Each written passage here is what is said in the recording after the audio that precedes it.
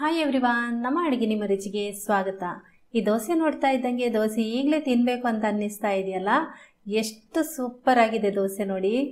ಸೊಗಸಾದ ಮೃದುವಾದ ದೋಸೆ. ಬನ್ನಿ ಈಗ ಇದನ್ನು ಮಾಡುವ ವಿಧಾನ ಹೇಗೆ ಅಂತ ನೋಡೋಣ. ಒಂದು ಆರೋಗ್ಯಕರವಾದ ದೋಸೆ ಕೂಡ. ನೀವಿನ್ನು ನಮ್ಮ ಚಾನಲ್ಗೆ ಸಬ್ಸ್ಕ್ರೈಬ್ ಆಗಲಿಲ್ಲ ಅಂದರೆ ಸಬ್ಸ್ಕ್ರೈಬ್ ಮಾಡ್ಕೊಳ್ಳಿ. ಪಕ್ಕದಲ್ಲಿರೋ ನೋಟಿಫಿಕೇಶನ್ ಬೆಲ್ ಕೂಡ ಕ್ಲಿಕ್ ಮಾಡ್ಕೊಳ್ಳಿ. ಮೊದಲಿಗೆ ನಾನಿಲ್ಲಿ 2 ಕಪ್ನಷ್ಟು ದೋಸೆ ಅಕ್ಕಿಯನ್ನು ಒಂದು ಪಾತ್ರೆಗೆ ಹಾಕ್ತಾ ಇದ್ದೀನಿ. ನೋಡಿ, ಇದು ದೋಸೆ ಅಕ್ಕಿ. ನೀವು ಇದರ ಬದಲಿಗೆ ಇಡ್ಲಿ ರೈಸ್ ಕೂಡ ಹಾಕೋಬಹುದು. ಅದೇ ಕಪ್ನಲ್ಲಿ 1 ಕಪ್ನಷ್ಟು ಗಟ್ಟಿ ಅವಲಕ್ಕಿಯನ್ನು ಹಾಕ್ತಾ ಇದ್ದೀನಿ. ನಂತರ 1 ಟೀ ಚಮಚದಷ್ಟು ಮೆಂತ್ಯ ಹಾಕ್ತಾ ಇದ್ದೀನಿ.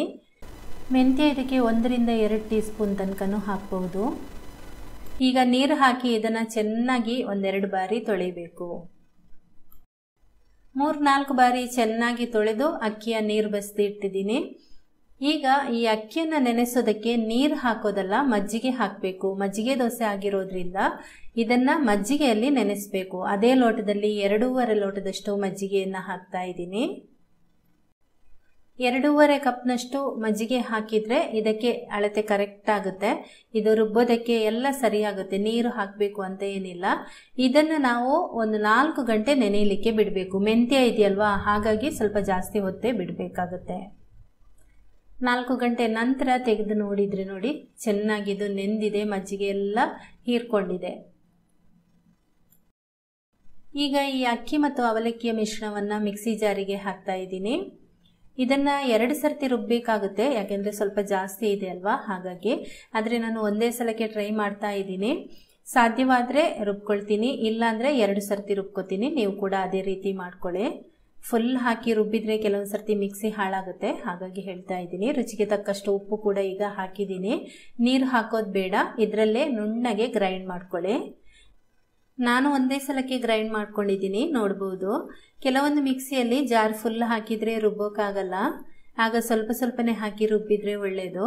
ಈಗ ಇದನ್ನೊಂದು ಪಾತ್ರೆಗೆ ಹಾಕ್ತಾ ಇದ್ದೀನಿ. ಚೆನ್ನಾಗಿ ನೈಸಾಗಿ ರುಬ್ಕೊಳ್ಳಿ. ಈಗ ಹಿಟ್ಟಿನ ಹದ ತೋರಿಸ್ತಾ ಇದ್ದೀನಿ. ನಾನಿದಕ್ಕೆ ಸ್ವಲ್ಪ ನೀರು ಹಾಕಿಲ್ಲ, 2.5 ಕಪ್ನಷ್ಟು ಮಜ್ಜಿಗೆ ಹಾಕಿದ್ನಲ್ವಾ, ಅಷ್ಟೇ. ಈಗ ಇದು ಹದ ಕರೆಕ್ಟ್ ಆಗಿದೆ. ಹುದುಗ್ ಬರಲಿಕ್ಕೆ ಇಡಬೇಕು. ನಂತರ ಬೇಕಾದರೆ ಹುದುಗ್ ಬಂದಮೇಲೆ ಗಟ್ಟಿ ಆದರೆ ನೀರು ಹಾಕೋಬಹುದು. ಈಗ ಮುಚ್ಚಳ ಮುಚ್ಚಿ ಇದನ್ನು ರಾತ್ರಿ ಇಡೀ ಹುದುಗ್ ಬರಲಿಕ್ಕೆ ಬಿಡ್ತಾ ಇದ್ದೀನಿ. ಅಂದರೆ ಸಂಜೆ ಇದನ್ನು ರುಬ್ಬಿ ಮಾರನೇ ದಿನ ಬೆಳಿಗ್ಗೆಗೆ ಮಾಡ್ತಾ ಇರೋದು. ಇಲ್ಲಾಂದರೆ ಒಂದು 8 ರಿಂದ 10 ಗಂಟೆ ಹುದುಗ್ ಬರಲಿಕ್ಕೆ ಬಿಡಬೇಕಾಗುತ್ತೆ. ಈಗ ನೆಕ್ಸ್ಟ್ ಡೇ ನಿಮಗೆ ಇದನ್ನು ತೋರಿಸ್ತಾ ಇದ್ದೀನಿ ನೋಡಿ, ಚೆನ್ನಾಗಿ ಬಂದಿದೆ. ಅಂದರೆ ಇದು ಉದ್ದಿನಬೇಳೆ ದೋಸೆ ಹಿಟ್ಟಿನ ಥರ ಜಾಸ್ತಿ ಉಬ್ಬಿ ಬರೋದಿಲ್ಲ, ಸ್ವಲ್ಪ ಮಟ್ಟಿಗೆ ಬರುತ್ತೆ.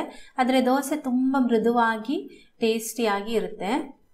ನೋಡಿ, ಹದ ನೋಡ್ಕೊಳ್ಳಿ. ಇದಕ್ಕಿಂತ ನಿಮಗೆ ತೆಳು ಬೇಕಾದರೆ ಸ್ವಲ್ಪ ನೀರು ಹಾಕೋಬಹುದು. ನಾನಿಲ್ಲಿ ನೀರು ಹಾಕಿಲ್ಲ, ಇದು ಕರೆಕ್ಟಾಗಿದೆ ಹದ.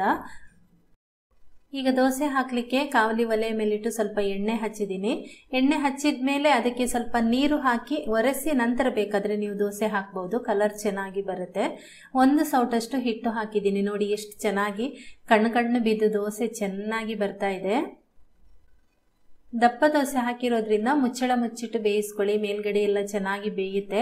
ನೋಡಿ, ದೋಸೆ ಸೈಡಲ್ಲೆಲ್ಲ ನೋಡಬೇಕಾದ್ರೆ ನಿಮಗೆ ಗೊತ್ತಾಗುತ್ತೆ, ಉಬ್ಬಿದ ರೀತಿ ಇರುತ್ತೆ.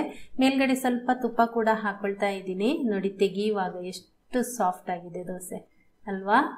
ಆಹಾ, ನೋಡಿದರೆ ಈಗಲೇ ತಿನ್ನಬೇಕು ಅಂತ ಬಾಯಲ್ಲಿ ನೀರು ಬರ್ತಾ ಇದೆಯಲ್ವಾ. ಖಂಡಿತ ನೀವು ಮಾಡ್ಕೊಳ್ಳಿ ಈ ರೀತಿ. ಇದು ಮಜ್ಜಿಗೆ ದೋಸೆ ಆಗಿರೋದ್ರಿಂದ ಸ್ವಲ್ಪ ಹುಳಿ ಟೇಸ್ಟ್ ಇರುತ್ತೆ. ಇದಕ್ಕೆ ಕಾಂಬಿನೇಷನ್ ಆಗಿ ಯಾವುದಾದ್ರೂ ಸಿಹಿ ಗೊಜ್ಜು, ಸಿಹಿ ಚಟ್ನಿ ಇದ್ದರೆ ತುಂಬಾ ಚೆನ್ನಾಗಿರುತ್ತೆ. ಸಾಂಬಾರೆಲ್ಲ ಸ್ವಲ್ಪ ಅದಕ್ಕೆ ಹುಳಿ ಹಾಕಿರ್ತೀವಲ್ವಾ, ಅದರ ಬದಲು ಸ್ವೀಟ್ ಗೊಜ್ಜು ಆ ರೀತಿ ಮಾಡ್ಕೊಳ್ಳಿ. ಸಖತ್ ಅಂದರೆ ಸಖತ್ತಾಗಿರುತ್ತೆ. ನೋಡಿ ಎಷ್ಟು ಸೂಪರಾಗಿ ಬರ್ತಾ ಇದೆ ನೋಡಿ. ಖಂಡಿತ ಈ ಮಜ್ಜಿಗೆ ದೋಸೆನ ಮನೆಯಲ್ಲಿ ಟ್ರೈ ಮಾಡಿ. ಈ ವಿಡಿಯೋ ಇಷ್ಟ ಆಗಿದ್ರೆ ಒಂದು ಲೈಕ್ ಮಾಡಿ, ಶೇರ್ ಮಾಡಿ, ಕಮೆಂಟ್ ಮಾಡಿ. ಹಾಗೆಯೇ ನಮ್ಮ ಚಾನಲ್ಗೆ ನೀವಿನ್ನೂ ಸಬ್ಸ್ಕ್ರೈಬ್ ಆಗಲಿಲ್ಲ ಅಂದರೆ ಸಬ್ಸ್ಕ್ರೈಬ್ ಮಾಡ್ಕೊಳ್ಳಿ.